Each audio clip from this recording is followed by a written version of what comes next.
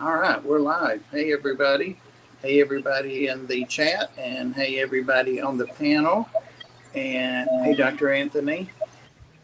He's gone underwater. Wow. In his Good bedroom at that. afternoon.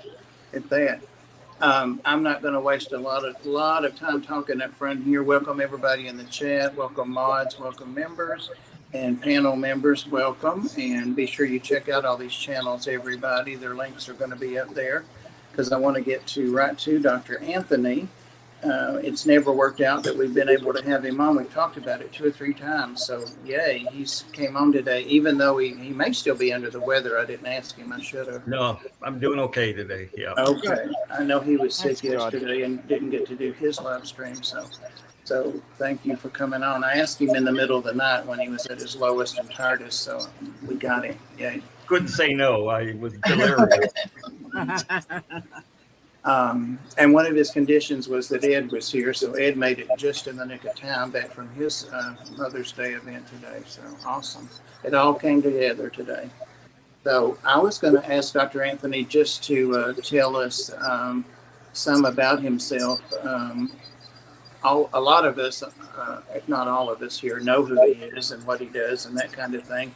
But for those that don't, just a little bit about yourself professionally, what qualifies you to do what you do with the Research Center, your hobby, that kind of stuff. Anything you want to share with us is going to be interesting.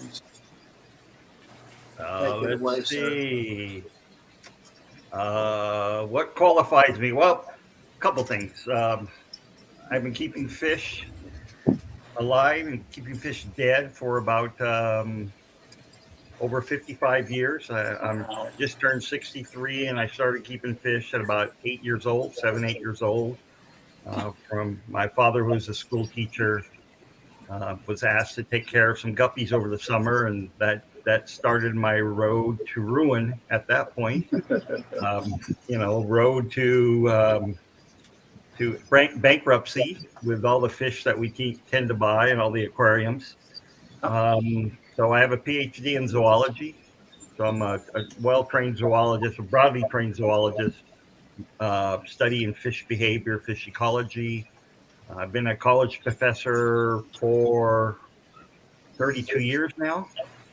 I'm 4 years away from retiring. Yes.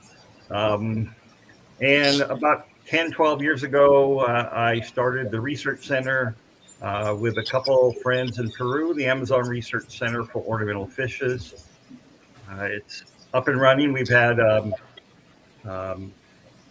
international scientists come and do their research there.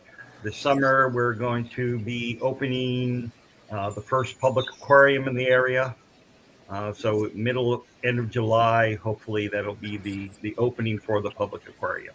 So we're an education center, educate the local fishermen how to do aquaculture for their ornamental fishes.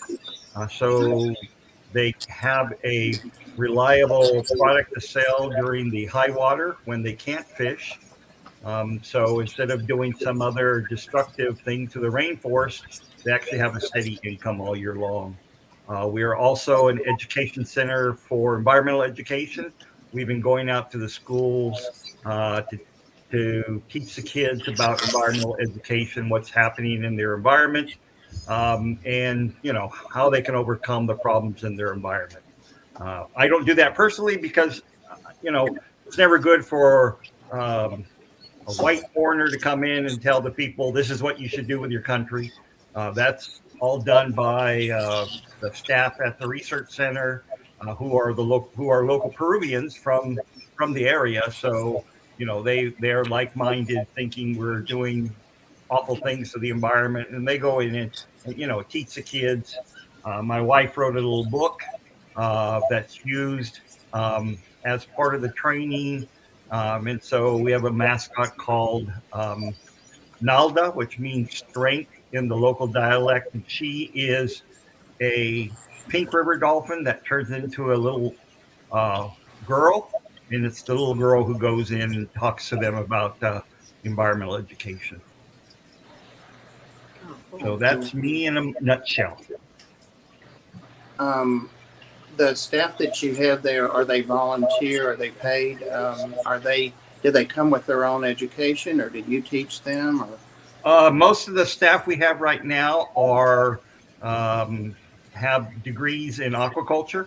nice. So the local university has an aquaculture program. It's now called an aquaculture fisheries program. But these are staff that we pay ourselves. My wife and I fund the research center about 95% from our own money. I'm lucky to have a wife who believes in the same things that I do. So, um, you know, she she's willing to do this because she believes in the greater cause as well. Yeah. Cool. You touched on something when you said talked about the fishing, and I didn't realize till just recently. I was reading something or watching probably YouTube about the collection times are staged, and it just never occurred to me that there were times you couldn't collect. Yes. But do you mind talking about that a little bit? Sure. The only time that the fish are easily accessible is during the dry season when they all collect in the streams, in the backwaters, so they're easily captured. During the rainy season, which is the breeding season for most of those fish, they're dispersed through the flooded forests, and it's difficult to try to get nets in there, seines in there, because they get snagged up in the trees. The water will rise about 40, 50 feet. So many of the trees that are on the shore are completely covered uh, underwater. So it's just, it's almost impossible to get fish in those same streams during the rainy season, which is, also good because you never want to catch fish during the spawning season, no matter where you're at, because you catch the big ones, those are the spawners, and so you reduce the number of individuals that can actually breed. So it actually works to the environment's favor when you allow those adults to breed. When there's flooding, is there ever displacement among fish that like are unusual to see in one spot, even though it's not unheard of? Um, yes and no. Most of the fish in the area are can be found from Peru into Colombia into Brazil, which is only about 100 miles downriver. But there are in some of the small streams there are some endemic fish that only occur in those areas, primarily because the streams are a little bit cooler. They're faster water. When they get sent to if they get into the main river, the river, believe it or not, the large river is going to be a little bit warmer, slower water, less clear.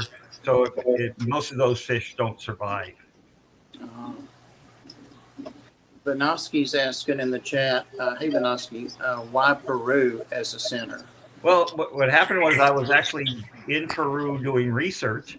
I had been doing my research in Peru for 4 or 5 years, and the people that were actually helping me uh, contact the fishermen to help me collect fish are the ones that actually started the research center with me. So they became friends of mine. Carlos, who is our resident director there, basically is like a younger brother to me. He's part of the family. When my wife and I are there, we're part of his family. So it's it just happened to be that I was working in Peru. I started working in Colombia to begin with. Wasn't the best opportunity for me there, so I decided to move my research to Iquitos. And I have some great friends in Iquitos, so it all just worked out really well. I never set out to do a research center. Never even that never even crossed my mind to build a research center. But land became available, and so we all purchased it together, and one thing led to another. Now we have actually a research center that's beginning to be known all over the world. How big is it? It originally was about 2 acres in total land. Oh, Now that's it's not bad. about an acre and a half because we had some land taken from us through homesteading that occurs in Peru. But it's all worked out. We're the only research center in the world who's devoted totally to ornamental fishes, to aquarium fishes. That's Very all we're nice. concerned with. We don't, there's plenty of research centers there that do food fish, but we're not into food fish. We're only into trying to help conserve the ornamental fish trade in the area. Guys, So how- if I ask too many questions, I have a lot. Just talk over me, guys. So go ahead, Pam. Oh, how many, approximately how many species do you think are in that area? There Different. are about 900 species of fish Oh, in the wow. Peruvian Amazon. There are about 300 to 400 species of fish in the area that are exported for the aquarium trade.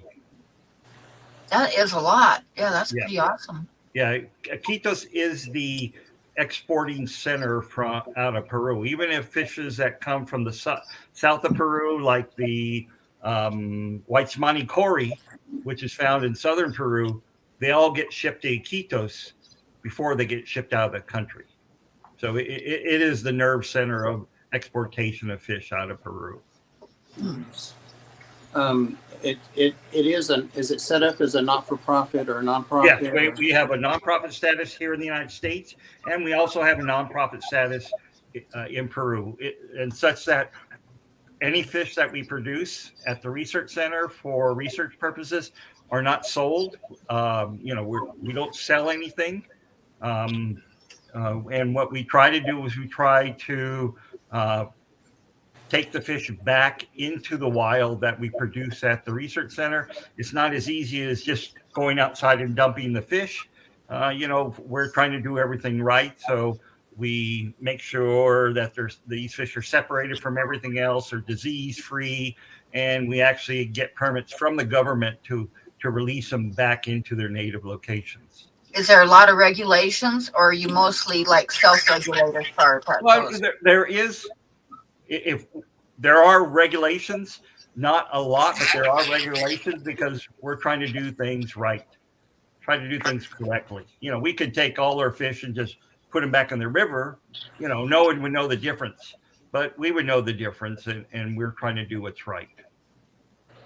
Sam, sounds like Sam's trying to make a run for the border. He wants to know if you have dual citizenship with Peru, or are you on a visa?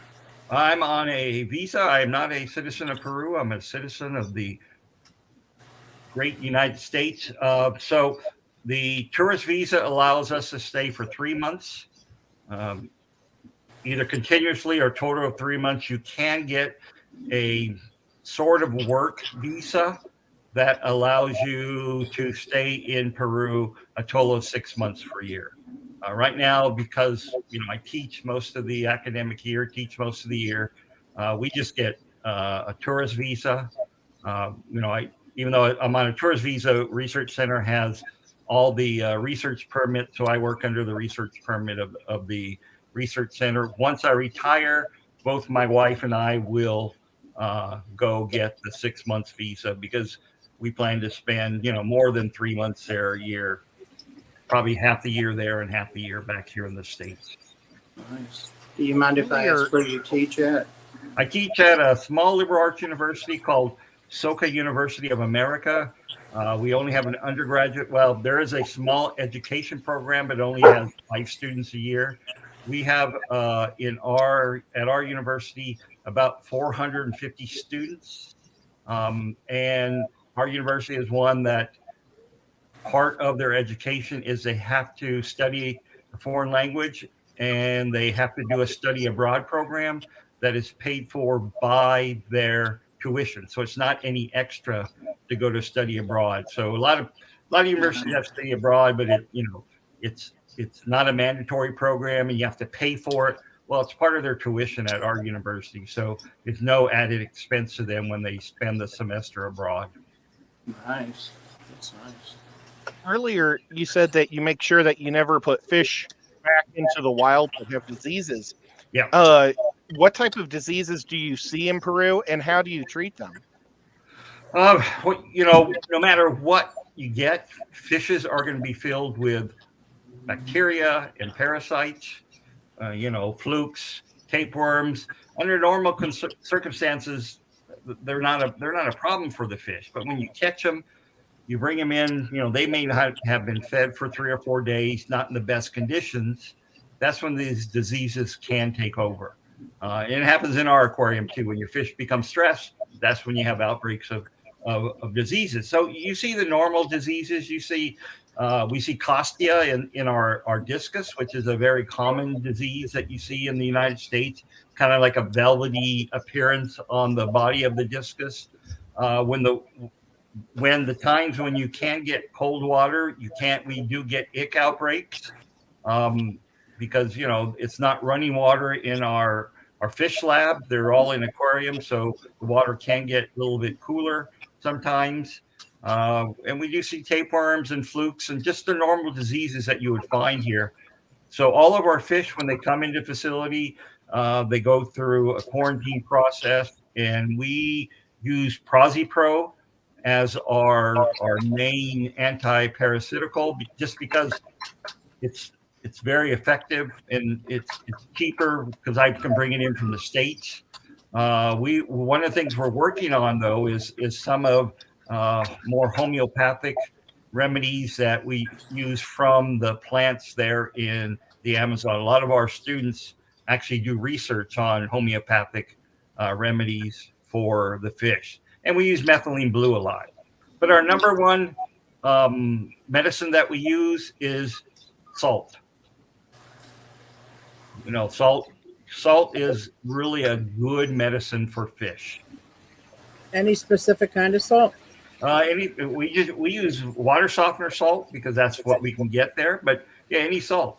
For most of the time, it's non-iodized. It can be kosher salt, non-iodized table salt, or if you want to you want to cost some money, go buy some aquarium salt. But aquarium salt's just kosher salt. Or if you really want to spend money, just use marine salt. Right out of my head. Oh, when you're putting the salt in, do you do it just kind of like we generally do, like a tablespoon to blah blah blah, or do you monitor specific gravities and stuff? No, we usually take a handful, yeah, and throw it into the tank, and that our tanks are about 30-gallon tanks. Like that. So to be really exact with salt, there's really no reason to be. Freshwater fish have no problems with higher salt concentrations. Their osmoregulatory processes in the body will allow them to live perfectly well in much higher salt concentrations than you think. People are sometimes surprised to see my saltwater mollies, but they're just mollies that I put in there. They have babies. Yep. Awesome. Do you have an opinion, guys? Again, just shut me up because I'll never stop because I'm going to get everything I can learn from him. So, do you have any? So, what's your opinion, or do you have one you'd share about when fish are imported?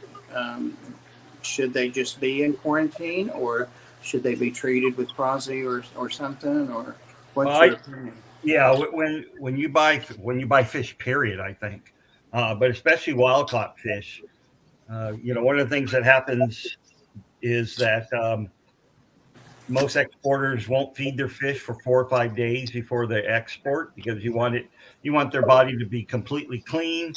The temperature does drop in those styros. Most of the time, exporters out of South America, especially Peru, aren't using complete styro boxes. What they're doing is they're using just cardboard boxes that are lined with 1/2-inch styro sheets.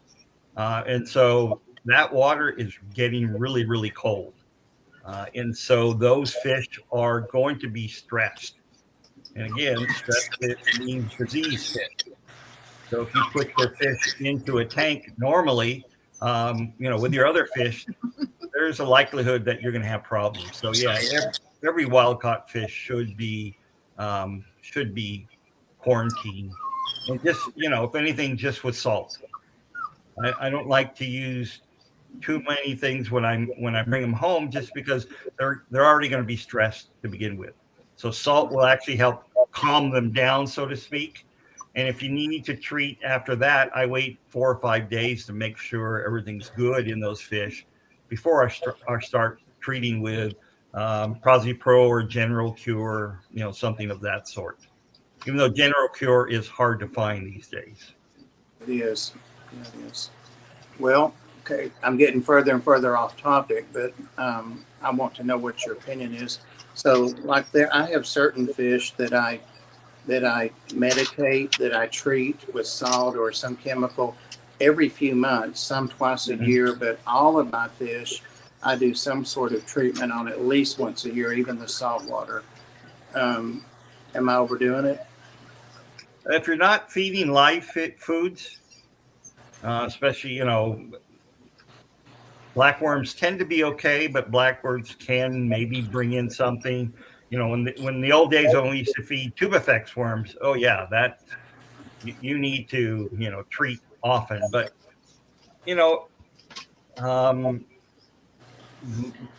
I think for the most case you're doing okay. You're not using antibiotics, and when you use antibiotics, that's when you can have problems if you use them over and over again. But just as long as you're not using antibiotics, once a year is not going to be that big of a thing. Whether you need it or not, if it makes you feel better, that sometimes that's all you need. Yeah, I started doing that when I started keeping salt, I don't know, 5 years ago or something.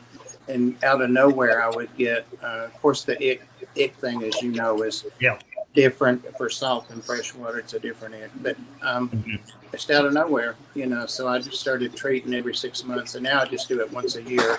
More ick. Do you ever feed live brine? No. Okay. No. Addie's asking a question, and she's emphatic about it. She wants to know why General Cure is hard to find when it's just Bronzy and Metro mix. Well, I'm talking General Cure in the mega packages. I used to buy General Cure in a quart container. You can buy them tablets still, where one tablet will use for 10 gallons, but my tanks are 125 gallon tanks. Some of my bigger tanks in my fish room, and that's where a lot of the wild fish go. Well, I'm gonna be needing 2 or 3 packages of those, which is probably $7-8 a package, and I use them for 3 or 4 doses. So that runs in the extra. Yeah, you That's need runs it a little bit more expensive than if you can find it in the big package. Yeah. So What about? Go ahead, Susie. Well, why were you asking? Do you use live brine? Because I use live brine shrimp for my axolotls. Well, but that's fine, live brine for your axolotls, but the bacteria and some of the diseases that may come in from live brine are not going to be able to survive fresh water. They're going to blow up. Their cells are just going to burst open. But live brine can bring in certain diseases into a saltwater tank because you're not using the best water to do those brine shrimp, and so you can pass on diseases that way. I got you. I just wanted to draw attention to the fact that I was going to ask you when I was asking about the nonprofit, and it slipped my mind. As always, Huawei's doing an awesome job with the links, and there is a link that has the donation link in it also, and I'll be going there after this because I definitely want to support what you're doing there. So be sure and check that link out, guys. Even if you don't want to donate, or just go to our webpage, AmazonResearchCenter.org, and that'll tell you all about the research center. One of the things we do as a nonprofit, we actually have all our financials there for the last 3 years. So you can go through our financial statement and see where we're getting money and see where the money goes. I mean, that's very nice. My wife and I make zero from the research center. We never planned to. So it shows how much we pay our employees, how much it costs for everything. So yeah, we're very upfront about the money. We're not trying to hide anything because if we're looking for major donors, and maybe someday we'll get a major donor, they're going to want to see those financials. So we just make those available to anybody who's even interested in the research center. So we're very transparent when it comes to that. Do you have a process set up where if someone wanted to, like at the ARC, you can bequeath, we make it real easy. We have a volunteer attorney. Do you have that set up if someone wanted to leave something like in their will or? No, we don't. We do, we have worked in the past with matching funds for some companies. Some companies have Nice. a matching program. You put in $10 and they'll match to whatever, whatever nonprofit you want to do. But, we've never had that. If it comes down to that, we would make sure our lawyer would be up on that. But that's never happened. So. Okay, but you do have an attorney, so yeah, it'd be easy. Yeah, we have an attorney. We have an attorney in Peru that we work with as well. That he's actually on our board of directors. Very nice. Ours is volunteer, so he's never wanted to be on the board for 20 years. He just wants to. Yeah, our board is also all volunteers. So you don't get paid to do anything for us. Right. Unless you live in Peru or you work for us. But our lawyer in Peru who's on the board, he's actually the #1 environmental lawyer in Peru. I mean, he's well known there, and we just happened to befriend him and asked him, would you be on our board? Said he sure would. So yeah, he does a really good job for us. He's worked through a lot of problems for us and has never asked for a penny. So that's amazing. We've had good people to help us out when we're, trying to work through problems.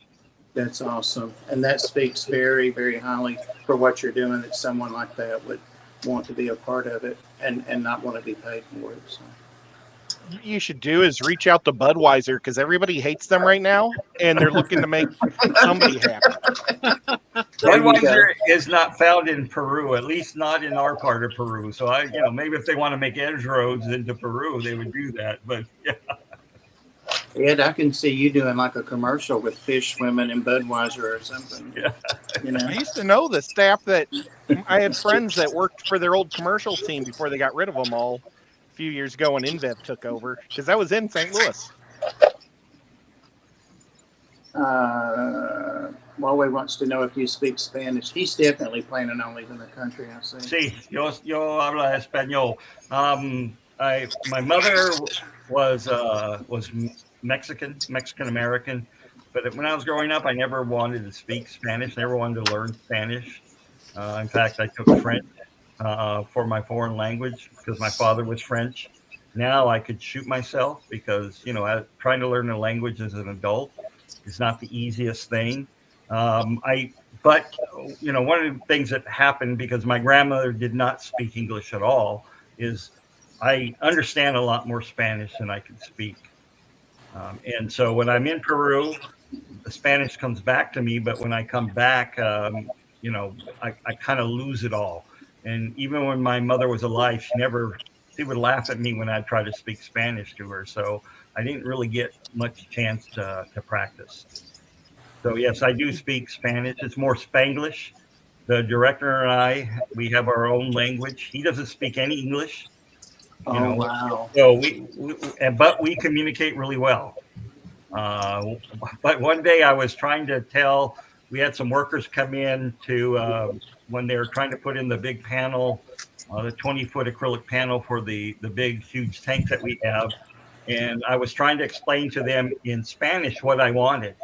As soon as I was done in Spanish, Carlos, the director, said, okay, he told them in Spanish, now I'm going to translate Anthony's Spanish into proper Spanish so you know what he wants done. So that's how good my Spanish is sometimes. They still have to translate it into Spanish there. Did your mom call you Antonio? When she was angry at me, yes. That's awesome. My mom could barely teach us English, so I get it. My mother had a really bad Mexican accent, and they had problems, pronouncing I's and E's. They pronounce I's as E's, and she pronounced her E's as I's. Well, my father was French. He grew up in New England, So he had a problem, with some of his words that he spoke in the New England accent. So we were lucky we could speak proper English growing up because we weren't sure what our parents were saying. I don't hear anything though in your speech. No, I'm not. Growing up in growing up, yes, that's what made me laugh. Yes, my mother would spank us with the chancla all the time, and she would get so angry. Chanclas are little flip flops, the little plastic flip flops, not the really ones that you can tear. They're like $1 in the stores. She used to spank us with the chanclas all the time, or we would call them parlitas, and they wouldn't hurt. It's like getting hit with paper, but it would if we would laugh, she'd get so angry at us that make her swat us harder with the chanclas. But that's why I laughed when I saw that question. I haven't thought about chanclitas in a long time. Wow, we always got a belt, unfortunately. Like in 5 years, what do you see the center doing? Well, you'll be retired, right? I'll hopefully be retired. We'll see. We hope to have the center self-sustaining somewhat, where we have to rely less on donations. With the public aquarium opening up, hopefully, that will bring us a little bit of income coming in. That will allow us to go out and do more outreach in the schools there in Iquitos. We go out about once every 2 weeks right now to the different schools. We'd like to go out once a week because this is a city of about 700,000 people, and so there are a lot of school age kids out there. So we want to bring them out to the research center. Have them come on a bus to actually tour the aquarium and do our little formal education that we have there at the research center. We have a small outside auditorium that we can do the presentations there. We'd also like to set up like a scouting program, but an environmental scout program that my wife has been working on, where they earn little badges, and they have a sash that we can sew the badges on to have a little program, once they do a couple of things to show that they're taking what we're saying and utilizing it into their life. So that's one thing we're going to be working on after the research center opens up, or the aquarium opens up, is to do this scouting program, environmental scout program. Very nice. Do you have only fish at the aquarium, or do you have any like a mascot or anything? Well, our mascot is Nalda, but the only non-fish stuff we'll have is we'll probably have some mata-mata turtles, and we have a terrarium with some of the local poison dart frogs. Nice. Yeah, so I have the aquarium built in such a way as once you get through the tunnel tank, which is going to be all tetras, when you turn, you're going to start on land, and then the next tank moves into a tank that has some wood going into the water, like it's the shoreline, then going out to more open water. So that's the cool. idea of the first series of tanks that you walk into the aquarium. That's nice. It would be great if you could come and see our Tennessee aquarium. Well, I feel like I've seen it because Ed posts things from it all the time. Yeah, he does. His shorts are Tennessee Aquarium shorts most of the time. Besides his cats, it's Tennessee Aquarium. The second part of that was going to be, Ed, can you get your East Tennessee Aquatic Club to bring him here so he can go? I'd love to go there. Yeah, that'd be But Ed awesome. doesn't want me there. He, I've asked him many times, and he said no. Oh, we did, Ed. All three of the clubs here in Tennessee, though, are like less than 2 years old, and they're all, I don't know if they have $100 in the bank. So they really they can't afford to pay for any anything. They basically take their extra money and buy hats, and then they hope to sell them for a profit. So, Yeah. but if we could get him to Atlanta, that would be awesome, Bob. Because we could Yeah. take him to the Georgia Aquarium and then bring him up to Tennessee. Oh my gosh. Yeah, the Georgia was really impressive. I haven't been to the Tennessee in a while, but the Georgia's really awesome. Went there with my nephew 2 or 3 years ago. Nice. Shark whales, all this stuff. A whale I shark. love ours. Ours is the freshwater one, though, which is Right. pretty neat. It's Yep. supposed to be one of the biggest freshwaters in the world. Did you say, Dr. Anthony, that you had brackish fish there No, too? there's only going to be freshwater because we're really inland. But actually, what I would like to do is we have a large outside area right next to the auditorium. I would like to build a large outside arena for bull sharks because most people don't know that they've actually caught bull sharks in Iquitos, which is about 1,300 miles from the mouth of the Amazon. And so bull sharks go all the way up there.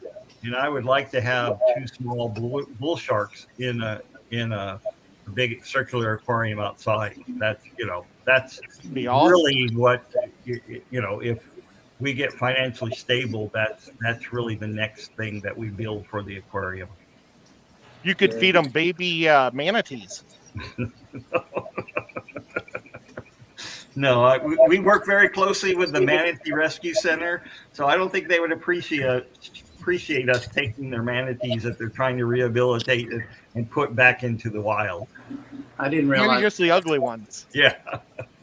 the ones chopped up already by boats and stuff. I Yeah, didn't realize well, manatees. People actually eat manatees. I didn't realize they were native that far south. Oh yeah, we have an Amazonian manatee there, and so if they find a small baby, well, what a baby is small, so that's a little redundant. The Manatee Rescue Center will go out and bring it back to the rescue center, and they'll bottle feed it, bring it back to health, and then after 2 years, when it's able to go on its own, they have a series of ponds that they put the manatees in, so they learn how to fend for themselves. And after a year of being in those ponds, they'll actually put them back into the river. Wow. We had a lot of them in Florida when I lived there. I used to see them a lot, like out in the flats when I'd be tarpon fishing and stuff. Yep. Teachers Well, ain't we had allowed lots to. of sightings when I lived in St. Louis. They caught them in Peoria. That was like another 150 miles more north of St. Louis up the Mississippi. But yep, they even found one in a lake, an inland lake in Missouri that got there from flooding. You're talking about sharks right now, right? Bull sharks. Yeah. Okay. Not the manatees. No, that'd be neat. Yeah. Well, sharks are neat too. Yeah.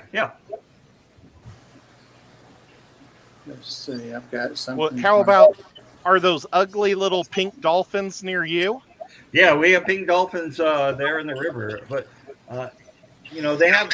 they had one in the zoo. There used to be a zoo before COVID hit, and then I think people came into the zoo and actually took out a lot of the animals to eat. And they had one pink dolphin in there, and it was miserable. These things are social animals. My view is I don't want a big animal like that needs to roam around all day long and may swim a couple miles a day just in its daily routine in a public aquarium.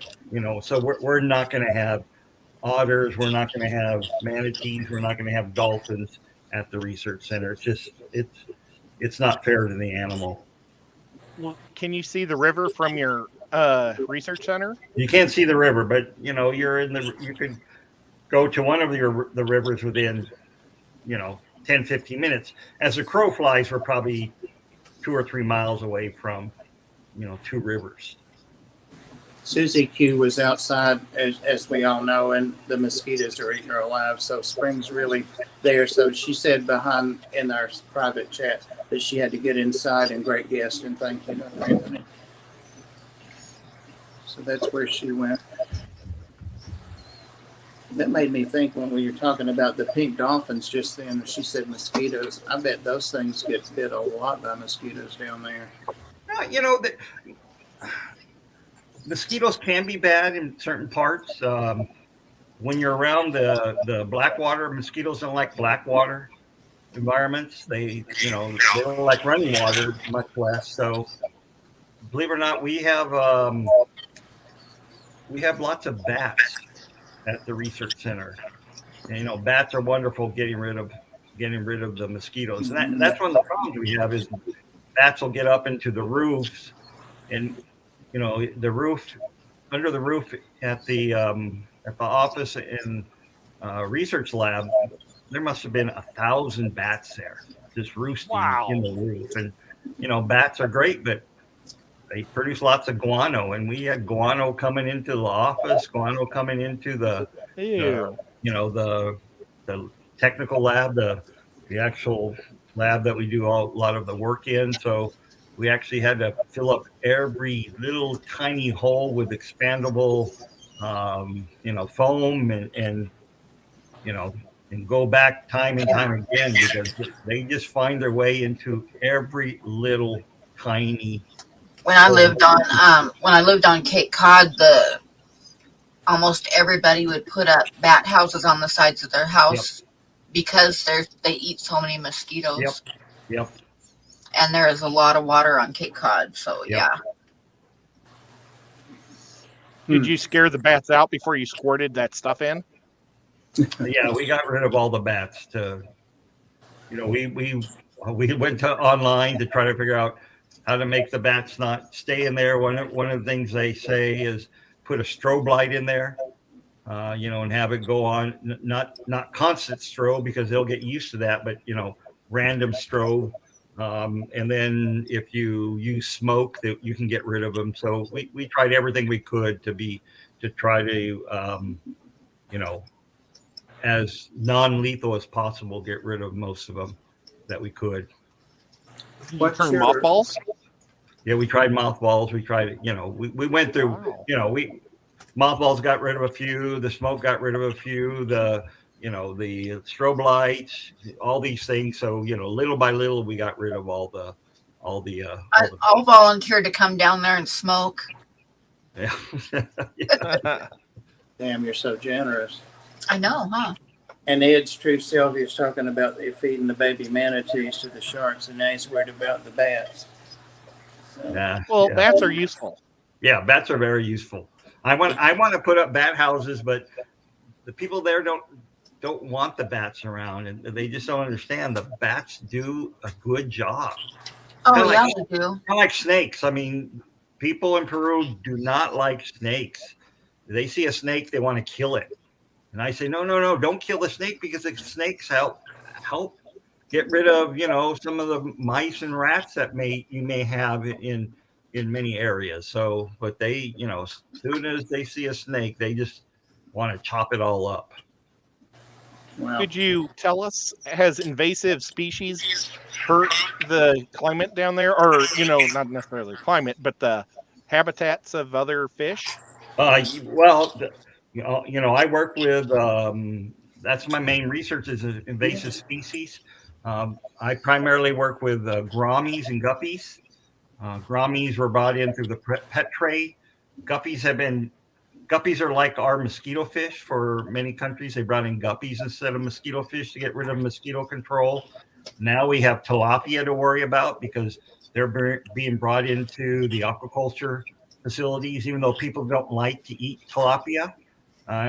We're finding them in the small streams that lead to the main river. That's Carlos is working on his PhD right now, and that's what he's going to be doing. Going to be collecting environmental DNA to try to figure out if we can, figure out where all the tilapia are. And another thing we just found this past summer is the giant African terrestrial snail is now found there. And those things eat all the, all the plants. And so, they've been found throughout the Amazon, but this is the first time anybody's ever found them in this part of the Peruvian Amazon. And they're, they're there by the thousands already. So they've been there for a long time. How about hippos? Hippos, no, hippos are in Colombia, Escobar's hippos, and they're actually capturing them and taking them to India right now. They've been under birth control for a long time, but yeah, hippos, they've caused quite a damage in the Colombian Amazon for sure. Every time I hear about the hippos, I think, how hard is it to get rid of hippos?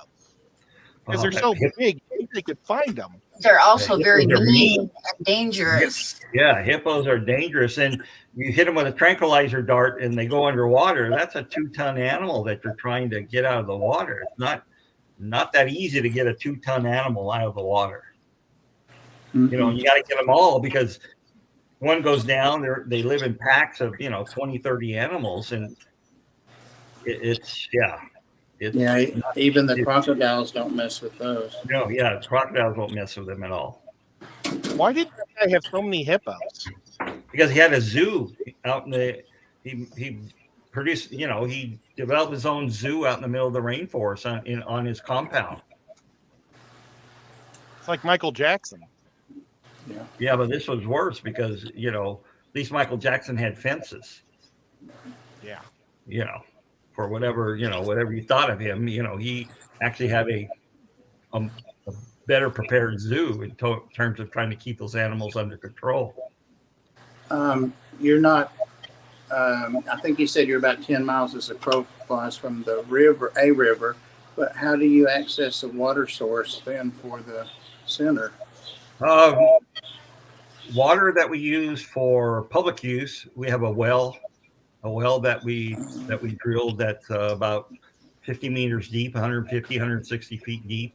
There, the groundwater is, the well water is very hard, not typical Amazonian water.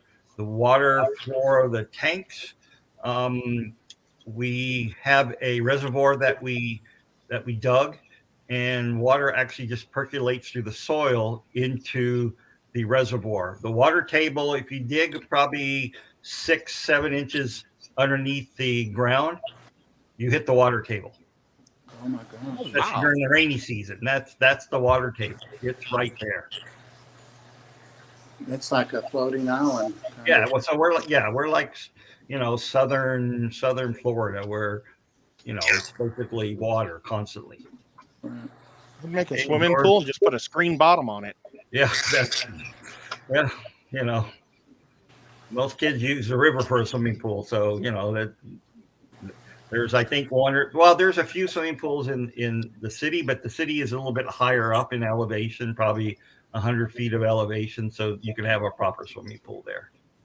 So no crocodiles there, I take it. No, I'm one of the things. As long as I've been in Iquitos for about 14 years now, I've never seen a wild croc. I've never seen an anaconda. They're not very common.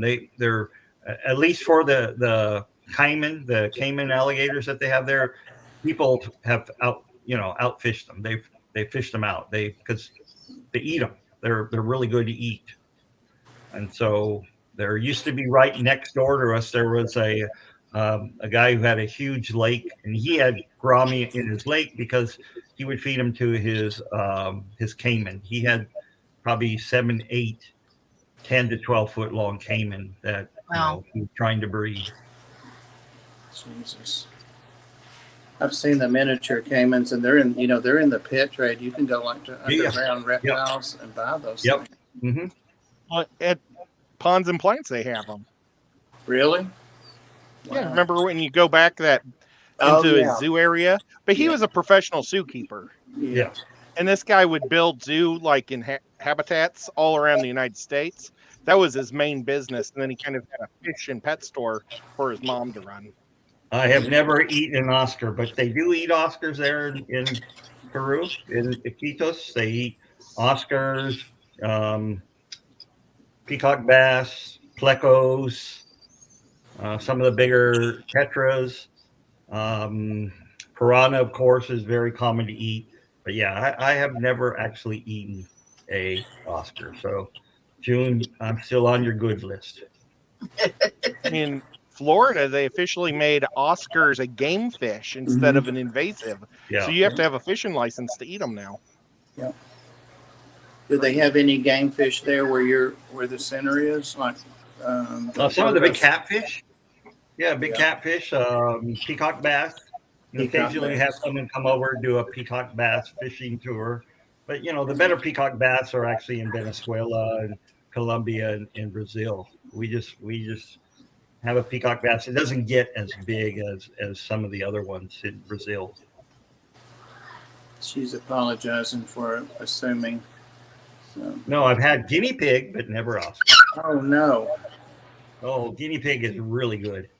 And I'm bottle feeding, dropper feeding a little rat pup that my snakes wouldn't eat. And I felt sorry for it and took it out. So now it's a pet. Yeah, the first time I had guinea pig, I sent a picture to my sister who had about 100 guinea pigs in her backyard that she was raising. And she was very angry at me, but man, it was so good. Deep fried, but anything tastes good deep fried, as you know from the South. Right. Oh, yeah. Anything. Do you have like a presentation or pictures or a slideshow or anything of the center? What I'm kind of easing toward is maybe a little more in depth. That's part 2 at some point, if you're up to that. Yeah. I always give when I give talks, no matter what, the last 10, 15 minutes, I talk about the research center. So I talk about, what we have, what facilities. So yeah, I could possibly do that next time. No problems. Awesome. I feel like there's just too much information to cover in 1 hour. So, and I hate to keep asking so many questions. What's our time like? We got 1 minute left. We started a few minutes late. So. We watch Dr. Anthony on a normal basis. Yeah. Right. I have a stream that I do on Wednesdays at 10 a.m. California time. So it's 1 p.m. Wednesdays, 1 p.m. Eastern time. I call it All Things Fishes. And also started a live stream on Saturday afternoons that we call the California Crew. So we have a couple people, local people, within 5 minutes from me come on, and we normally have another aquarist from California come on. Last week we had Aqua Balls. We had George come on and talk to us about his fish and what he's been doing. So yeah, that's it's just local people talking. So is Steph on that? Yeah, Stephanie. It's awesome. me, myself, Stephanie, myself, and Surf City tries to come on. And I just did last month I was on the Aquarium Co-op Saturday stream. And there was and a couple years ago, Randy, his business person, when Corey and him were in Iquitos, Randy came out and filmed the research center. But that was before, we were still building the dormitories and the kitchen. So it was very early on. So you can always look at what it was like then, probably 7, 8. This is pre-COVID, so 7, 8 years ago. So that's on the Aquarium Co-op's channel? Aquarium channel or the Aquarium podcast channel, which is Randy's. He used to be his podcast channel. Okay, I'm gonna check that out. Honestly, I can't recommend I can't recommend his channel more. I don't know what I'm trying to say. Can't recommend it. The Wednesday show is freaking awesome. The Wednesday show is just really good and very educational, and you'll learn stuff. And what time is that? That is 1 p.m. Eastern time. Darn it, I'm at the Ark. I see that it's been on. Yeah. But I'm at the Ark. I'm in bed or having coffee, one or the other. used to be at 12:30 Pacific time, but that's half the day is, I can't do anything. I have to wait for the research center, the live stream to come out. So I decided to change it to 10 a.m. I have a few people from the UK who listen to it. So that's why I wanted to do it earlier in the day, because it gives them time, to listen to some of the American live streams. Exotic says you're on his bad list, but I don't know what that's about. Don't know. It's like, oh my God. I think it's a guinea pig. Probably guinea pig, yeah. Oh, okay. Well, June said that Daniken's live, so I don't like to step on anybody's toes. So we'll go ahead and close our out. If people want to stay and talk, that's fine. But thank you so much, Dr. Anthony. Thank and I'll you. definitely be getting with you to see if we can do something else. Okay. And thank you, everybody in the chat. Thank you, members. Thank you, mods. Awesome. And thank you, panel. Thank you. Bye. Bye, guys.